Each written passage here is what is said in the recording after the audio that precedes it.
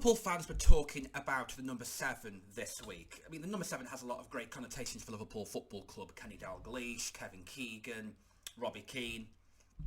And of course, the 7 which they put past Manchester United this very week. There's one thing that Liverpool fans forgot about the number 7, and that's a 7-year itch with Jurgen Klopp. This is his 7th year at Liverpool Football Club, and it's the same at Mainz, the same at Dortmund. The club and the players are simply not good enough for the next stage of his career. Hello and welcome to Buzz Football, back again with yet another video. And before I carry on, please like the video and subscribe. I would really appreciate it. Thank you so very, very much. We're here to talk about Bournemouth beating Liverpool, and before we get on to Liverpool, let's just say fair play to Bournemouth. An absolutely fantastic result after the heartache of last weekend, in which they lost at the very last seconds against Arsenal. It was a fully deserved victory as well. They hit Liverpool a few times on the counter-attack. Yes, Liverpool should have scored a penalty, let's face it. I mean, when you get a chance like that, you should be taking advantage of it. But fair play to Bournemouth. I thought the penalty was a bit harsh, I'm not going to lie. But the letter of the law, it is a penalty. But there we go. It doesn't matter now because the result is the same. But let's talk about Liverpool Football Club. After beating Manchester United 7-0, there was a lot of talk from pundits, from fans, that Liverpool were well and truly back. Which is of course not the case, because if they were back, they would not need reinforcements in the summer, which they so desperately need. And that is none so more evident than today. There are plenty of players in the Liverpool team that simply just aren't good enough for the next stage of Jurgen Klopp's tenure at Liverpool Football Club, the next era for Jurgen Klopp. Now, we talk about the 7-year thing quite a lot as football fans. We're quite fickle, really. We look at a narrative and we kind of exploit it for what it's worth. And the 7-year itch is a pretty well-known statement, a pretty well-known phrase. There's a film about it. You can link it to relationships, you can link it to jobs, you can link it to 10 years of football clubs. And for Jurgen Klopp, it's very much the same. We saw it at Mainz, we saw it at Dortmund.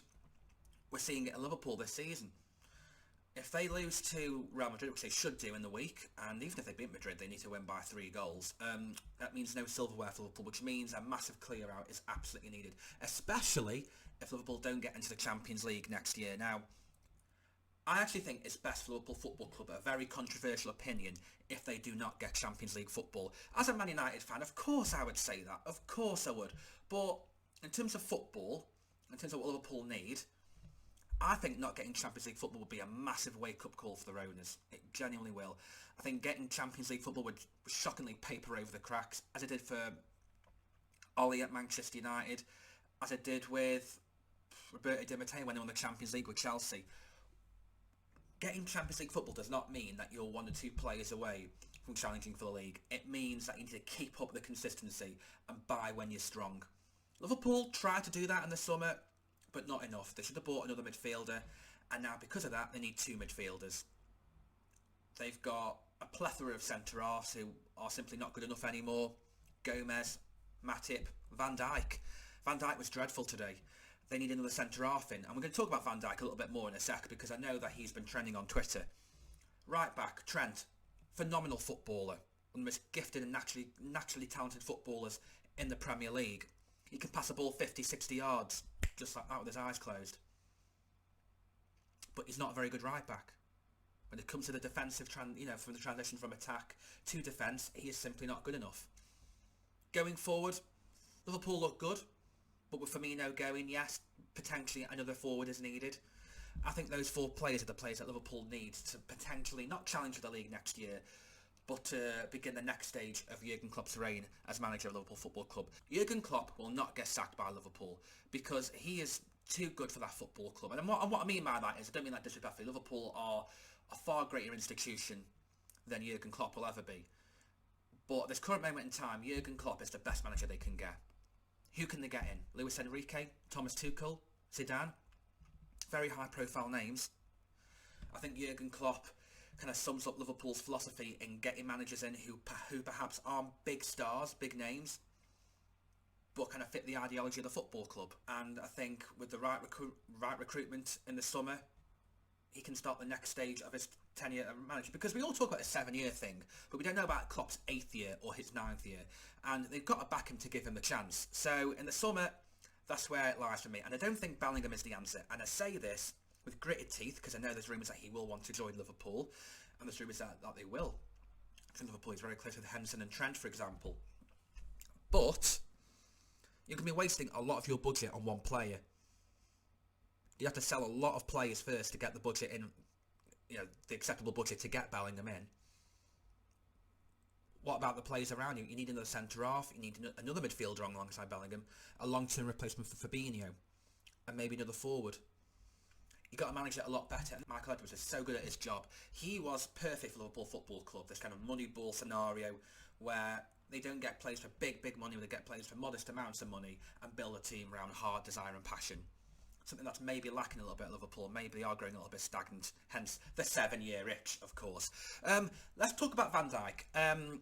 Because I put a comment on a YouTube video last night. Somebody mentioned, I'm not going to say who the channel are, or who the channel is, but is Van Dijk the most overrated centre-half in history? Now, I think Van Dijk's a wonderful world-class centre-half in this era, without any shadow of a doubt. And I don't think you can really judge a player on how good he is until he retires, bar Messi and Ronaldo. They're the only two that are examples of the opposite. But Virgil van Dijk has been brilliant for Liverpool since he signed in 2018 it was.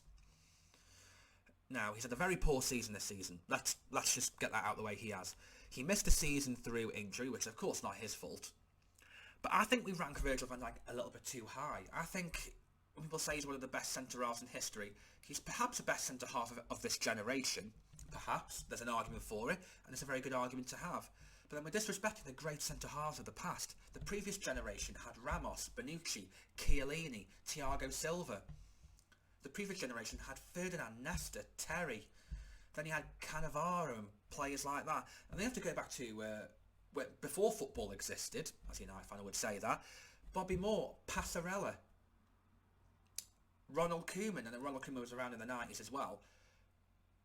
Beckenbauer, Baresi, let's not forget Maldini as well. I mean, do we rank modern day players a little bit too high? I think we potentially do. I think Van Dijk is the perfect specimen as a footballer, and that'll get clipped up. He's a perfect specimen as a footballer and a defender. He's solid, he's great reading of the game, strong, athletic, quick, brilliant. But he has a tendency to sort of overcomplicate things for himself.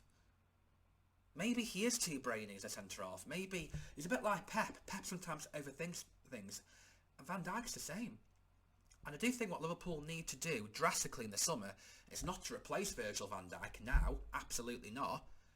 But to get somebody in as a long-term replacement for Van Dijk.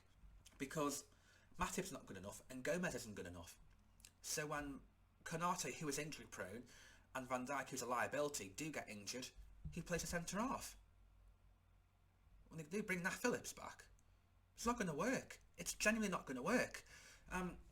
Klopp has been a miracle worker at Liverpool Football Club, but sometimes, and he's many of his wishes have come true, but sometimes you only get a certain amount of wishes, and that's the point with Liverpool Football Club.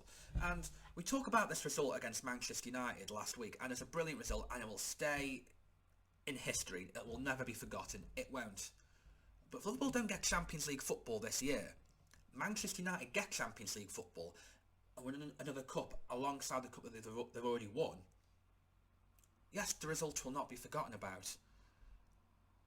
But in the grand scheme of things, does it mean anything in regards to the season? It's great for bragging rights, it's great for the DVD, it's great to put on YouTube and highlights and get 15 million views. But we're talking about Liverpool's season here. Not talking about one-off games. If Liverpool don't get Champions League, it will be pointless. It will be pointless. It's great to brag about these results, but in the grand scheme of things, it will be utterly pointless. So if they don't finish Champions League, Klopp's got a huge summer ahead of him. And if they don't get the players that he wants, or the players that he buys simply aren't good enough, and he doesn't get Champions League football next year, along with the one that he won't potentially get this year, and if Liverpool get Champions League football this year, it's unfair to say this because Spurs and Newcastle have been dreadful the last few months, which they have been. But is it a false position? Possibly, possibly not. Comment below what you think about that. And there we have it. Thank you so very, very much for watching this video. A little bit of a, not a rant about Jurgen Klopp, because I think Jurgen Klopp's a phenomenal manager, and the last 5 or 6 years I'd have taken him as manager at Manchester United every single day of the week. Wasn't to happen, but then again, we are Disneyland. Thank you very much. Please like the video. Please subscribe to the channel. I'm going to go take an anti-acid tablet because I've talked a little bit too much. Have a great weekend. Take care.